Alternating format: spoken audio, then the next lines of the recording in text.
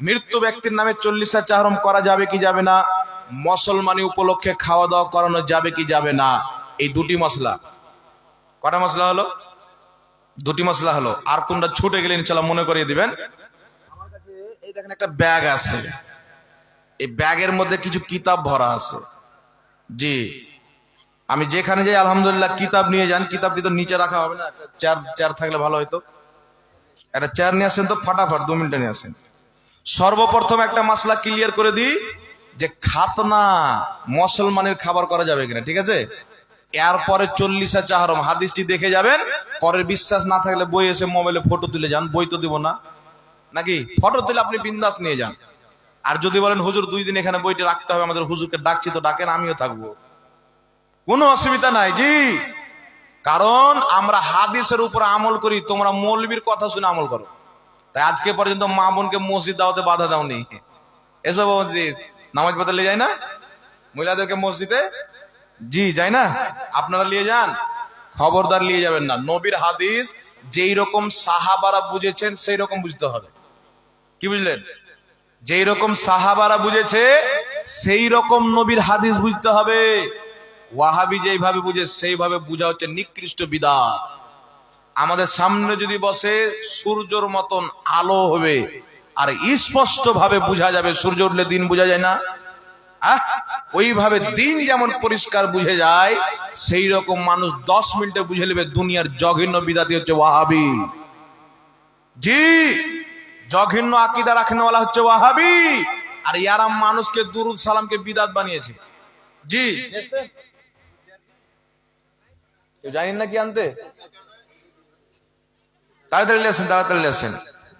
একবার দুরূদ শরীফ পাঠ করেন। আল্লাহুম্মা সাল্লি আলা সাইয়্যিদিনা মাওলানা মুহাম্মদ ওয়া আলা আলি সাইয়্যিদিনা ওয়া আলা আলি সাইয়্যিদিনা মাওলানা মুহাম্মদ। যাই হোক বিরাদর ইসলাম, শুনেন, আজকে আমাকে একজন বলেছে যে হুজুর আজকে একটা গাজাল পাঠ করিয়ে। তো এই মাসলাটা ক্লিয়ার করে দিই, তারপর একটা গাজাল শোনাবো ইনশাআল্লাহ, ঠিক আছে? আমার হাতে একটি কিতাব দেখছেন, দেখেন আমি কয়দিন আগে পূর্বে বক্তব্য দিয়েছি, মোটামুটি 1 বছর হয়ে গেল কম বেশ। একজন জোলহা মৌলবী আছে বারাসাতের, আমার ব্যাপারে বলেছে যে 24 হাতের পাগড়ি বাঁধে ঝাড়খণ্ডের মৌলবী। বলছে মুসলমানের খাওয়া দাওয়া করা যায়, ইসলামে মুসলমানের খাওয়া দাওয়ার কোনো বিধান নাই, চলবে না, হারাম। বুঝতে পারছেন? ওই মৌলবী বলেছে 24 হাতের না, আলহামদুলিল্লাহ আমি 12 হাতের পাগড়ি বানি। কেন? 12 হাতের পাগড়ি আমার নবী পাক বেঁধেছেন। সুবহানাল্লাহ বলবেন না? সুবহানাল্লাহ। আমার নবী পাগড়ি বেঁধেছেন তাই আমি বাঁধি। আর তুই যদি তোর জোকার নাক ইংরেজি কুত্তা টাই পড়নেওয়ালাকে অনুসরণ করিস তো আমার কি হলো? জি, নবী পাক পাগড়ি পড়েছে, আমি পড়ি তো আর জ্বালা ধরে নিয়েছে। কিন্তু জাকির নাইক কি পড়ে? তাই কি আবিষ্কার করেছে? কোন মুসলমান না। নবী পাক কোনদিন টাই ব্যবহার করেননি, সাহাবী কোনদিন টাই ব্যবহার করেননি। এই টাই কে ব্যবহার করেছে জানেন? প্রথম আবিষ্কার করেছে ইহুদি নাসারা। তো ইহুদি নাসারা টাই ওর বাপ পড়ছে, কোনো সমস্যা নাই। আর আমি নবীর সুন্নাত পাগড়ি পড়েছি তো পেটে জ্বালা থামে না। মানে বুঝতে পারছেন? শয়তান ইহুদির দেখে জ্বলে না, শয়তান মুহাম্মদ রাসূলুল্লাহর দেখে জ্বলে, ইমানদারের দেখে জ্বলে। তো এই পাগলা বোকা গাধা লোক বলছে 24 হাতের পাগড়ি বাজে। তো বোকা তুই আমাকে নিয়ে বল না, আমি তোকে নিয়ে বলছি দলিল দিয়ে, তুই দলিল দিয়ে বল। আমার পাগড়িকে নিয়ে কেন টানাটানি করছিস? তুই জানিস না নবীর সুন্নাত পাগড়ি? আর এটা যদি তোর জানা না থাকে, পাগলা কুত্তা, তোকে বক্তা কে বানালো রে? তুই কিসে বক্তা হলি? তোর জন্য তো বক্তব্য দেওয়া হারাম আছে, কারণ তুই নবীর হাদিস বুঝিসনি। ওই লোকটা বলেছে মুসলমান ব্যাপারে। আর একটা ভাঁড় আছে চোর, শাওকাত জোলহার বেটা ইয়াসিন জোলহা। হ্যাঁ, নাম শুনেছেন? বাপ বেটা দুইজনই জোলহা। এরা বক্তব্যের মধ্যে 83 বার করে সালা বলবে, বে বলবে, তেবি এরা বাপ বেটার বক্তব্য হবে, নালে হবে না। আর জাতিকে বলবে আমরা কোরআন হাদিস দিয়ে ওয়াজ করছি। তো কোরআনে বে আর সালা কোথায় আছে? আছে? বে আর সালা আছে কোরআন পাকে? তো এই জোলহার বেটা বলছে যে ঝাড়খণ্ডের একটা মুফতি জাহাঙ্গীর নাম, নুনু কাটা খাবার খাওয়াকে জায়েজ বলেছে, তুই খা নুনু কাটা খাবার, এইভাবে বলেছে। নাউজুবিল্লাহ বলে। তো এরা হচ্ছে জাহিল লোক। আমি বললাম না, যেখানে দেওবন্দি ওয়াহাবি থাকে জ্ঞান থাকে না, যেখানে জ্ঞান থাকে দেওবন্দি ওয়াহাবি থাকে না। দলিলটা নিয়ে যাবে। আমি বক্তব্য দিয়েছি, আলহামদুলিল্লাহ হাদিসে পেয়েছি তাই দিয়েছি। কিন্তু এই কাধার লোক যেটা হাদিসে আছে আল্লাহর নবীর সাহাবী করেছেন, ওই জিনিসটাকে বলছে হারাম। তাহলে এরা মানুষই তো নয়, তো মুসলমান কি করে হবে? জি দেখেন, এই কিতাবটার নাম হচ্ছে আল আদাবুল মুফরাদ, লেখকের নাম হচ্ছে ইমাম বুখারী, যিনি বুখারী শরীফ লিখেছেন। নামটা শুনেছেন? ইমাম বুখারী রাহমাতুল্লাহ আলাইহি এই আদাবুল মুফরাদের 559 নম্বর পৃষ্ঠার মধ্যে একটি হাদিস বর্ণনা করেছেন। হাদিসটি এখন আমি আপনাদের সম্মুখে শোনাচ্ছি। জি, বাব নাম্বার 597, হাদিস নাম্বার 1276। কত নাম্বার হাদিস? জি 1286 নাম্বার হাদিস, 1286 নাম্বার হাদিস। হাদিসটি কি? ইমাম বুখারী রাহমাতুল্লাহ আলাইহি হাদিস এনেছেন, হাদ্দাসানা জাকারিয়া ইবনে ইয়াহইয়া ক্বালা হাদ্দাসানা আবু উসামাতা আন ওমর ইবনে হামজাতা ক্বালা আখবারানি সালিমুন ক্বালা খাতানানি ইবনে ওমর আনা ওয়া নুআইমান ফাযাবিহা আলাইনা কাবশান ফালাকাদ রাআইতানা ওয়া ইন্না লানাজজিলু বিহি আলা সিবয়ানি আন যুবিহা আদা কাসবান। জোরে বলেন সুবহানাল্লাহ। সুবহানাল্লাহ। জি, হাদিসটি কি? ইমাম বুখারী হাদিস নিয়েছেন, হযরতে সালিম রাদিয়াল্লাহু তাআলা আনহু, আল্লাহর নবীর প্রিয় বান্দা, প্রিয় গোলাম, প্রিয় উম্মত, আল্লাহর প্রিয় বান্দা বলছেন যে হযরতে ইবনে উমর, হযরতে উমরের ছেলে রাদিয়াল্লাহু তাআলা আনহু আমার এবং নঈম রাদিয়াল্লাহু তাআলা আনহুর দুইজনের খাতনা করার, মুসলমানি করার হুকুম দিলেন। তারপরে খুশিতে একটা জানোয়ার জবাহ করলেন, ছাগল জবাহ করলেন। আমরা ছেলেপিলেরা সব আনন্দিত হয়ে গেলাম যে মুসলমান উপলক্ষে ভেড়া জবাই করা, ছাগল জবাই করা হয়েছে, আজকে আমরা মুসলমান উপলক্ষে দাওয়াত খাবো। সুবহানাল্লাহ বলবেন না? সুবহানাল্লাহ। এই হাদিসটা আছে আপনার আল আদবুল মুফরাদের মধ্যে। তারপরে মুসান্নাফে ইবনে আবি শাইবা হাদিস নাম্বার 17177। কালকে চায়ের দোকানে কোনো বেটা বলল যে হাওয়ালা দিয়ে জানি, লে বেটা হাওয়ালা মুসান্নাফে ইবনে আবি শাইবা হাদিস নাম্বার 17170। এই দুটি কিতাবের মধ্যে হাদিস রয়েছে সাহাবায়ে কেরাম মুসলমানিকে কেন্দ্র করে ছাগল জবাই করে খাওয়া দাওয়ার ব্যবস্থা করেছেন। যে কাজ সাহাবা করেছেন করা যাবে কি যাবে না? তো সাহাবার দিনকে তাকের উপরে রেখে দিয়েছে আর সাহাবার করা আমলকে এরা হারাম বানিয়ে নিয়েছে। তাহলে চিন্তা করেন, এরা মুসলমান ইহুদির চাইতেও খারাপ, খ্রিস্টান চাইতেও খারাপ। জি, নবী পাকের সাহাবার কর্মকে যারা হারাম বলে, এ তো মানুষই হতে পারে না, তো মুসলমান কি করে হতে পারে? আরে ভেড়া ইয়াসিন চিল্লা চিল্লা বলছে নাউযুবিল্লাহ। তোর বাপের যদি ক্ষমতা থাকে একটা দলিল নিয়ে আয় যে মুসলমানের খাতনা করে খাওয়া দাওয়া করা যাবে না। তোমার বাপ কি তোর দাদা বেঁচে আছে কিনা কবর থেকে উঠিয়ে নিয়ে আসলেও পারবি না। তো জাহাঙ্গীরের সাথে লাগলে বেটা বুঝে শুনে লাগিস, নাহলে গোষ্ঠী পর্যন্ত উজাড় করে দেবো, বুঝতে পারবি না।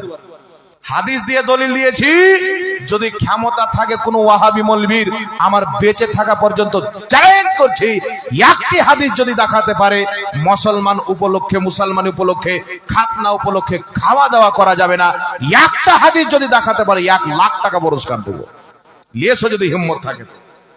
তাহলে প্রমাণ কি হলো বাবজি? জোরে বলেন, খাতনা উপলক্ষে খাওয়া দাওয়া চলবে কি চলবে না? তো সুন্নিদের দিন বাজার থেকে আসেনি, কোরআন হাদিস থেকে এসেছে। আর ওয়াহাবি মতবাদ ইংরেজি আর আমেরিকারা তৈরি করেছে। এবার চলে আসেন আপনাদের সম্মুখে কিছু আর আলোচনা রাখতেছি আমি, যে মৃত্যু ব্যক্তির নামে 40 চাহরম করা যাবে কি যাবে না। এখন আমরা দলিল দেখবো, দলিলে যদি থাকে তো করব, যদি না থাকে তো করব না। ঠিক না ঠিক? জোরে বলেন না। জি, তো যুগ যুগ থেকে বড় বড় আলিম বিজ্ঞ লোকগণ সাহাবা থেকে এই কাজটা চলে আসছে 1400 1450 বছর যুগ থেকে। তো এতদিন কি কোনো মৌলবি ছিল না? জি, কেউ বলেনি এটা করা যাবে না। আর আজকে 2 পাতা পড়নেওয়ালা মাদ্রাসা কোনোদিন দেখেনি, বাংলা 2 পাতা পড়ে ফাতোয়া দেয় এগুলা করা চলবে না। জাকির নায়কের একটি কিতাব আছে, কিতাবটির নাম হচ্ছে জাকির নায়কের লেকচার সমূহ। এই কিতাবে লিখেছেন মৃত্যু ব্যক্তির মারা যাওয়ার পর তার নামে খাওয়া দাওয়া করা, এটা আমরা কোন সাহাবীর আমল থেকে পাই না। তাই এটা একেবারে বিদআত করা যাবে না। জি, তো জাকির নাকি মাদ্রাসায় পড়েছে, কথা বলেন, ও কটা হাদিস জানে? 10টা হাদিসের নাম তো বলতে পারো না, এতটুকু যোগ্যতা নাই। জি, কিন্তু হাদিস শরীফ কি বলছে আমাদেরকে শুনেন। এই কিতাবটির নাম হচ্ছে আল হাবিলিল ফাতাওয়া, লেখকের নাম হচ্ছে ইমাম জালালউদ্দিন সিউতি রাহমাতুল্লাহ আলাইহি। 2 খণ্ডে বিভক্ত, একটি খণ্ড আমি হাতে নিয়ে আছি, একটি খণ্ড প্যাক করা আছে। এই খণ্ডটি হচ্ছে আপনার দ্বিতীয় খণ্ড, পৃষ্ঠা নাম্বার হচ্ছে আপনার 216 নাম্বার পৃষ্ঠার মধ্যে ইমাম সিউতি রাহমাতুল্লাহ আলাইহি হাদিসটি উল্লেখ করেছেন। হাদিসটি উল্লেখ করে হাদিসটিকে মজবুত বলেছেন, শক্তিশালী হাদিস বলেছেন, সহিহ বলেছেন। হাদিসটি কি? হাদিসের বর্ণনাকারী আছেন, এই হাদিসটি 950 বছর পূর্বের লেখা কিতাব হিলিয়াতুল আউলিয়ার মধ্যে ইমাম আসবাহানি লিখেছেন। তারপরে ইবনে রজব হাম্বলি নিজের কিতাব আহওয়ালুল কুবুরের মধ্যে লিখেছেন। হাদিসটি সনদ সহ লেখা আছে। হাদিসটি কি? হাদিসের বর্ণনাকারী আস্তে আস্তে চলে আসছেন হযরতে তাউস রাহমাতুল্লাহ আলাইহি পর্যন্ত।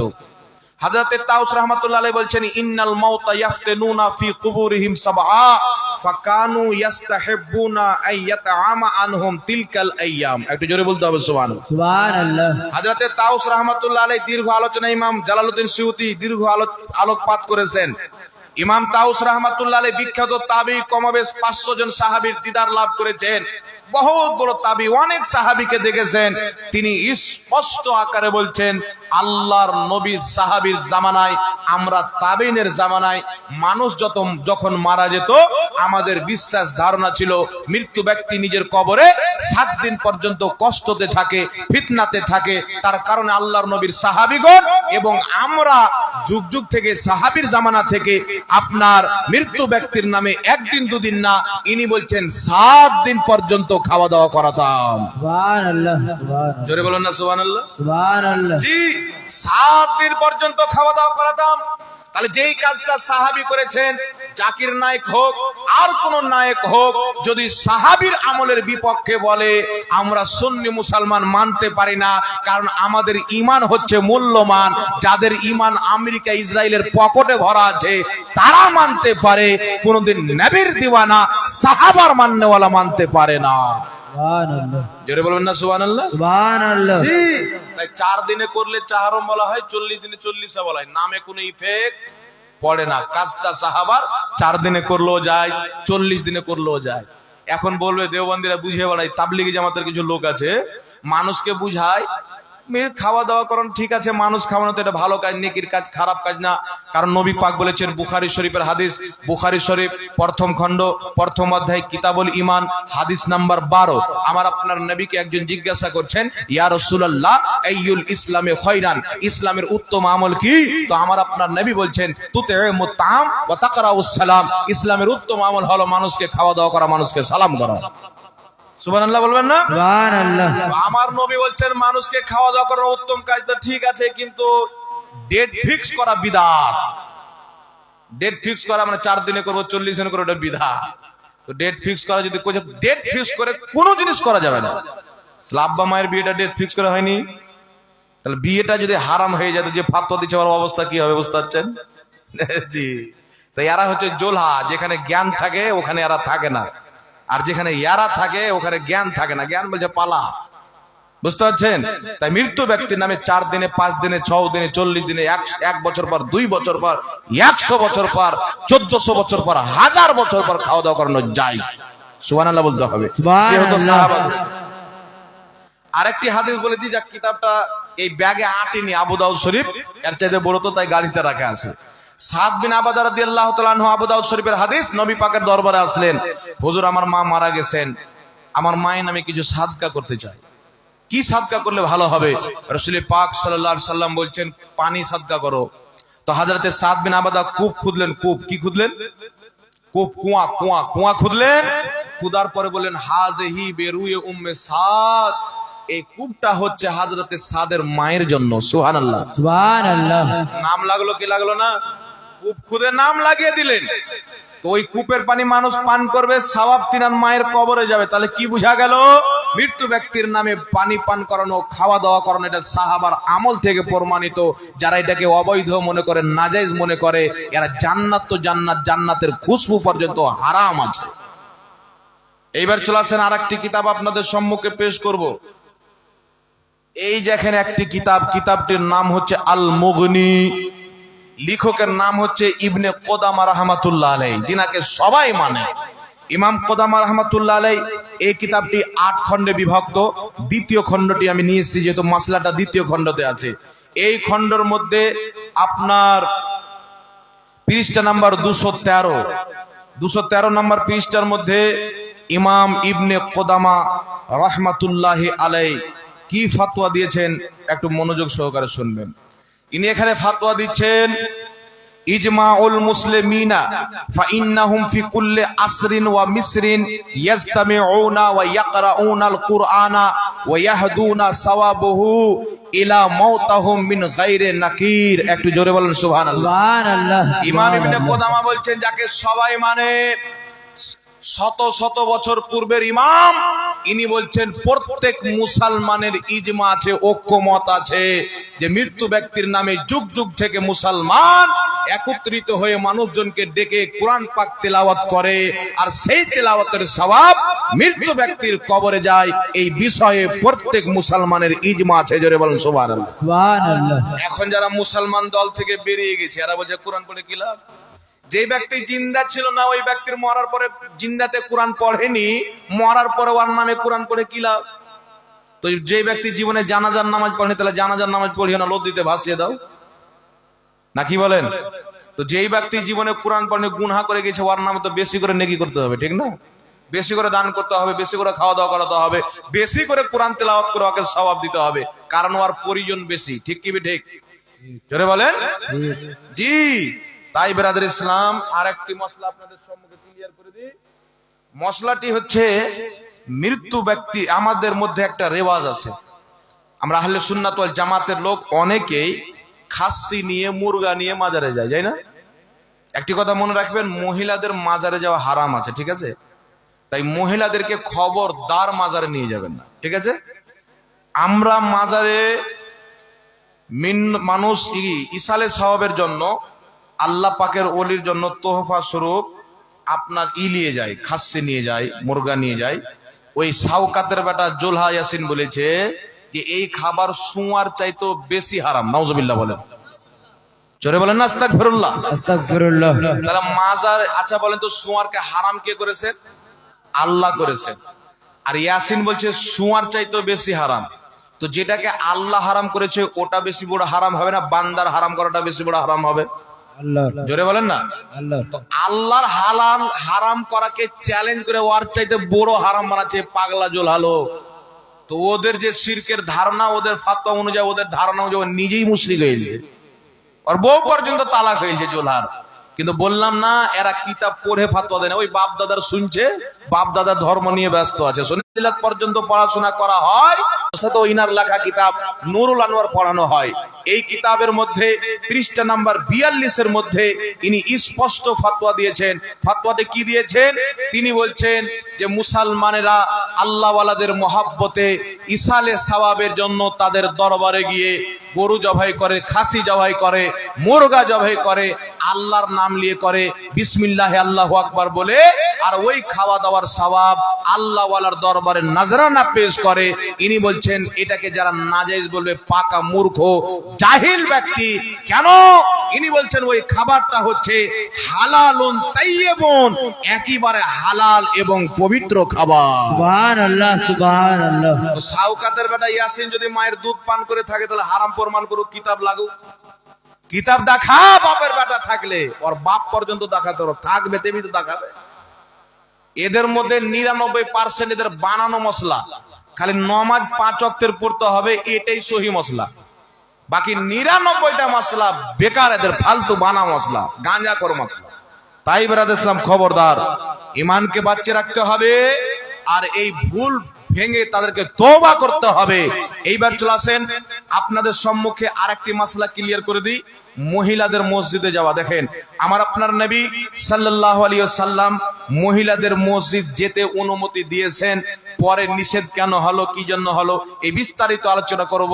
একবার মুহাব্বতের সহিত দুরূদ শরীফ পাঠ করেন। আল্লাহুম্মা সাল্লি আলা সাইয়্যিদিনা মাওলানা মুহাম্মদ ওয়া আলা আলি সাইয়্যিদিনা ওয়া আলা আলি সাইয়্যিদিনা মাওলানা মুহাম্মদ। এটা গাজাল পড়ে দিই নাকি? উর্দু গজল পড়বো না বাংলা? উর্দু। ढल के मुस्तफा के इश्क में सुभान अल्लाह साहिबे जमाल हो गया। जोरे बोलें सुभान अल्लाह। सुभान अल्लाह। ढल के मुस्तफा के इश्क में साहिबे जमाल हो गया। ढल के मुस्तफा के इश्क में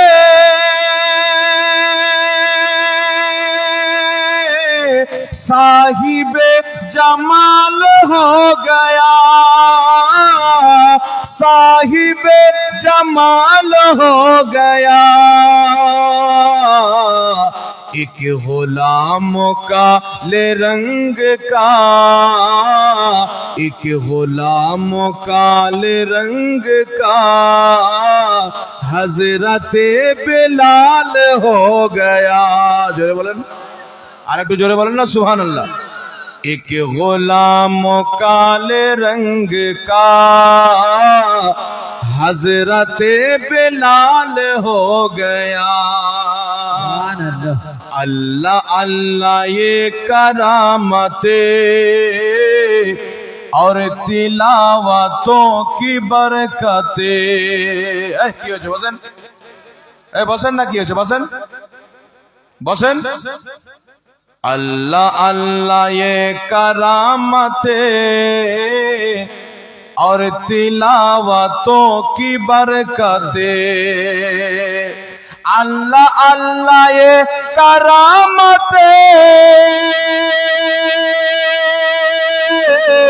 और तिलावतों की बरकते, और तिलावतों की बरकते। गौसे पाक माँ के पेट में, गौसे पाक माँ के पेट में हाफिज़े कुरान हो गया।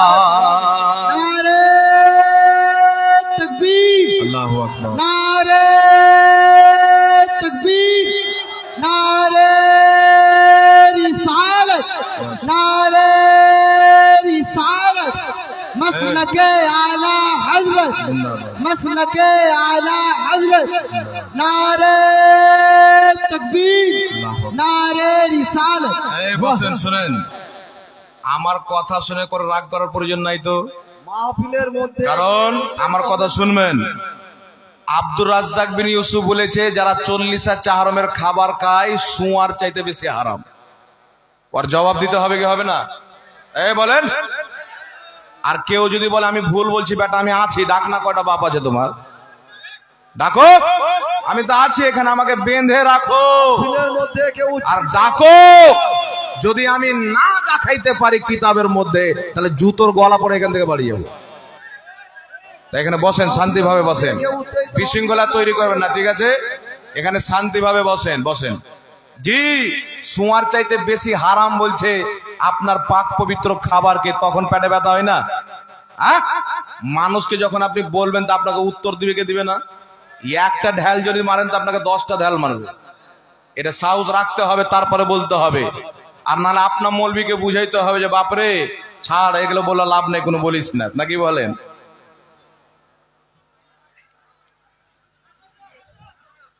যাক, আপনারা বসেন। আল্লাহ আল্লাহ ये करामते और तिलावतों की बरकते। अल्लाह अल्लाह ये करामते और तिलावतों की बरकते और तिलावतों की बरकते गौसे पाक माँ के पेट में गौसे पाक माँ के पेट में हाफिज़े कुरान हो गया। जोरे वाले सुभान अल्लाह।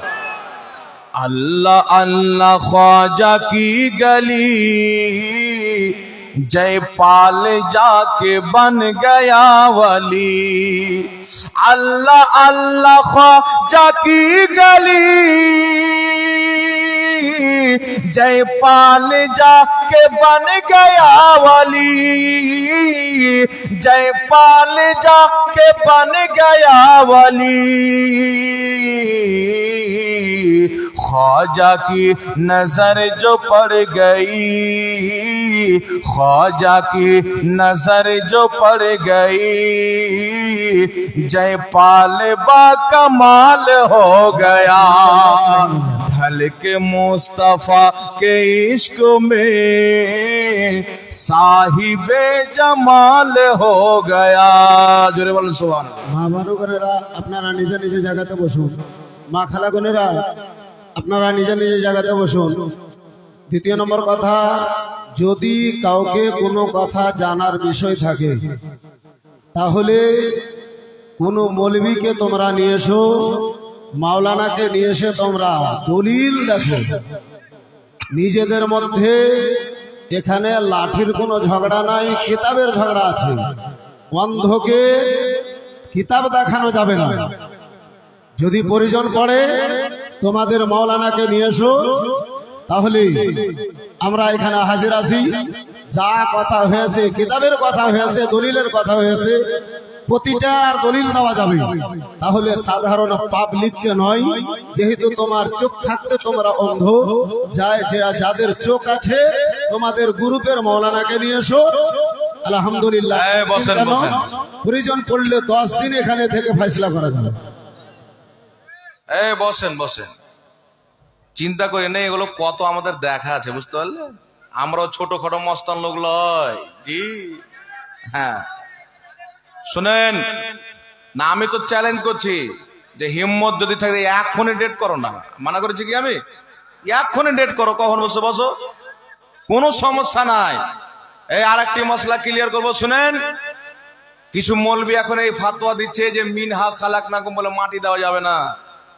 এই বলে কি বলে না? জোরে বলেন। মিনহা খালাকনাকুম বলে যদি মাটি দেয় তাহলে মুর্দা জাহান্নামে যাবে, বিভিন্ন রকমের কথা বলে, বিদাত বলেন, নাজাইজ বলে, আরো কত রকম কি বলে। কিন্তু আমরা দেখবো শরীয়তের আলোতে মাটি দেওয়ার সময় মিনহা খালাকনাকুম এই আয়াতটি পাঠ করা যাবে কি যাবে না। যদি শরীয়ত আমাদেরকে অনুমতি দেয় পাঠ করব, যদি না দেয় তো পাঠ করব না। ঠিক না বে ঠিক? কিন্তু একটি কথা জানবেন, মানুষের বিবেক আছে, বুদ্ধি আছে। যুগ যুগ থেকে মানুষ এই আয়াতটি পাঠ করে মাটি দিয়ে আসে, আছে কি আসে না? পূর্বে আলিম ওলামা ছিল কি ছিল না? একটু জোরে বলতে হবে। এখন চলে আসে এই আয়াতটি পাঠ করে মাটি দেওয়া যাবে কি যাবে না। সুনানুল কুবরার মধ্যে হাদিস, কানজুল উম্মালের মধ্যে হাদিস, অসংখ্য কিতাবের মধ্যে রয়েছেন। আমার আপনার নবী সাল্লাল্লাহু তাআলা আলাইহি ওয়া সাল্লামের মেয়ে উম্মে কুলসুম যখন ইন্তিকাল করলেন, আমার আপনার নবী তিনাকে মাটি দেওয়ার সময়, দাফন করার সময় মিনহা খলাকনাকুম এই আয়াতটি নিজেই পাঠ করলেন। জোরে বলেন সুবহানাল্লাহ। সুবহানাল্লাহ। তাই ইমাম নববী রাহমাতুল্লাহ আলাইহি বিশ্ববিখ্যাত মুহাদ্দিস, তিনি নিজের কিতাবুল আজকারের মধ্যে লিখেছেন মিনহা খলাকনাকুম, মাটি দেওয়ার সময় এই আয়াতটি পাঠ করা এটা মুস্তাহাব কাজ, নেকির কাজ, সওয়াবের কাজ। সুবহানাল্লাহ। জোরে বলেন না সুবহানাল্লাহ। আরেকটা বলি, সৌদি আরবের সবচাইতে বড় মুফতি, যাকে মুফতি আজমে সৌদি আরব বলা হয়, যার নাম হচ্ছে ইবনে বাজ। আহলে হাদিসদের সবচাইতে বড় মুফতি, সে নিজের কিতাব মাজমুয়া ফাতাওয়ার মধ্যে লিখেছেন। তাকে জিজ্ঞাসা করা হলো, হুজুর মিনহা খলাকনাকুম ওয়া ফিহা নুঈদুকুম ওয়া মিনহা নুখরিজুকুম তারাতান উখরা ইনদা দাফন, দাফন করার সময় এই আয়াতটি পাঠ করা কি? তো তিনি বলছেন হাযা সুন্নাতুন, দাফন করার সময় এই আয়াতটি পাঠ করা সুন্নাত। জোরে বলুন না সুবহানাল্লাহ। তাহলে যেই মৌলবি সুন্নাতকে না যায় যারা হারাম বলবে, ওকে কি বলবেন আপনি? বলেন কিছু বলা যাবে ওকে কি যাবে না? এইবার শুনেন, এখানে একজন ভাই প্রশ্ন করেছেন, আসসালামু আলাইকুম ওয়া রাহমাতুল্লাহি ওয়া বারাকাতুহু। ওয়া আলাইকুম আসসালাম ওয়া রাহমাতুল্লাহি ওয়া বারাকাতুহু। জুতা পরে জানাজার নামাজ পড়া যাবে কি যাবে না? মাটি দেওয়া যাবে কি যাবে না?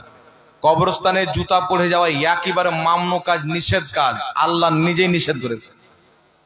হাদিস শরীফ থেকে নিষেধ আছে দাফন জানাজার নামাজ। দেখেন কিছু হাদিসে পাওয়া যায় নবী পাক সাল্লাল্লাহু আলাইহি সাল্লাম জানাজার নামাজ জুতো পরে পড়িয়েছেন, নোংরা থাকার কারণ, ঠিক আছে নিচে।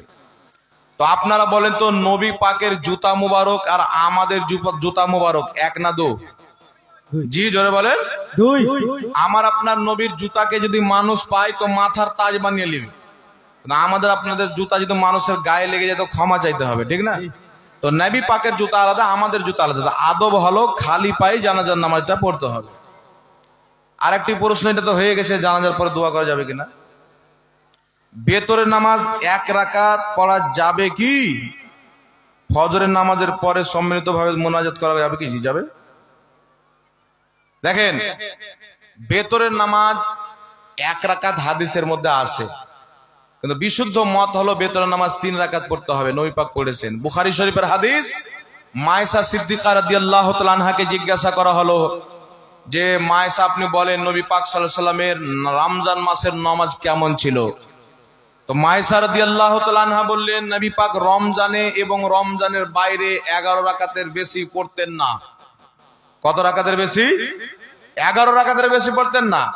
আহলে হাদিসদের মৌলবীরা ব্যাখ্যা করেছেন 8 রাকাত তারাবি আর 3 রাকাত বেতর। তাহলে ওদের কথা অনুযায়ী 3 রাকাত বেতর পাওয়া গেল কি গেল না? আর জোরে বলেন না, পাওয়া গেল কি গেল না? তাহলে বুখারীর হাদিস থেকে প্রমাণ, নবী পাক রমজানের বাইরে 3 রাকাত বেতরের নামাজ পড়তেন, তাই বেতরের নামাজ 3 রাকাত পড়তে হবে। জোরে বলেন সুবহানাল্লাহ। সুবহানাল্লাহ। এইবার চলে আসেন যে আরেকটি প্রশ্ন হচ্ছে, জুম্মার দিনে 2 আজান দেওয়া যাবে কি যাবে না? শুনেন, জুম্মার দিনে সব চাইতে উত্তম হচ্ছে 2 আজান দেওয়া। আমার নবী বলেছেন মা আনা আলিহি ওয়া সাহাবী, যে আমার সাহাবীর নিয়মে চলবে, তরিকাতে চলবে, তারাই হবে জান্নাতি। রাসূল পাক বলেন তিরমিজি সহ অনেক কিতাবের মধ্যে সহিহ হাদিস, আলাইকুম বিসুন্নতি ওয়া সুন্নতি খুলফায়ে রাশিদিন আল মাহদিন, আমার সুন্নাত আমার খলিফাদের সুন্নাত তোমরা আঁকড়ে ধরে রাখবে, মজবুত করে ধরে রাখবে। একটি কথা মনে রাখবেন, নবী পাক সাল্লাল্লাহু আলাইহি সাল্লামের জামানাতে শুক্রবারের দিনে মাত্র একটা আজান হতো। কটা? জোরে বলেন কটা? হযরতে আবু বকর সিদ্দিক রাদিয়াল্লাহু তাআলা আনহুর জামানাতে একটাই আজান হতো। কটা? জুমার দিনে একটা। হযরতে সাইয়েদনা ওমর ফারুক রাদিয়াল্লাহু তাআলা আনহুর জামানাতে একটাই আজান হতো। কটা? জোরে বলেন। একটা আজান হতো। হযরতে উসমান গনি রাদিয়াল্লাহু তাআলা আনহু জাওরা নামক এলাকাতে একটি আজানকে বাড়িয়ে 2টি আজান করেছেন। কে বাড়িয়েছেন? হযরতে উসমান গনি রাদিয়াল্লাহু তাআলা আনহু। আর আপনারা সকলেই জানেন আমার নবীর তৃতীয় খলিফার নাম হচ্ছে উসমানে গনি যুন্নুরাইন। সুবহানাল্লাহ। জোরে বলেন সুবহানাল্লাহ। সুবহানাল্লাহ। তাহলে কি বুঝা গেল? সাইয়েদনা উসমান গনি রাদিয়াল্লাহু তাআলা আনহু 2টো আজান দেওয়াছেন, একটা বাড়িয়েছেন।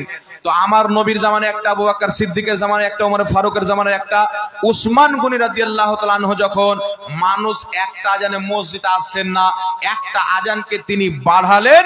উনার জামানার সমস্ত সাহাবা, সমস্ত তাবেঈ, সমস্ত আহলে বাইত, তারপরে যত ফুকহা মুহাদ্দিসিন উনার মতটাকে সবাই মান্য করলো। সুবহানাল্লাহ বলে সবাই মেনে নিল।